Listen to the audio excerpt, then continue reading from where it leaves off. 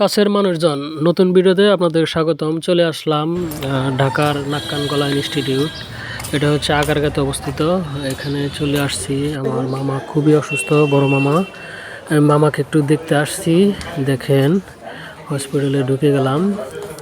এখানে অনেকেই আছেন যারা রুগী আছে এবং সাথে যারা আসছে অনেকে খাওয়া দাওয়া করতেছে। এই যে হচ্ছে আমার মামা, বড় মামা এখন বসে বসে আমার খেতেছে। মামার দেখেন, এটা হচ্ছে আমার মামাতো ভাই, মামার সাথে আছে। এই যে মামা, বড় মামার হচ্ছে শ্বাসকষ্ট, যার কারণে বুকে কফ জমে গেছে। এই জন্য কফ মুখ দিয়ে বের করতে পারতেছে না, নিঃশ্বাস অনেক কষ্ট হয়। এই জন্য গলা ওখানে ছিদ্রি করে ওখান দিয়ে কফ বের করা হয়। ওইটা বের হওয়ার পরে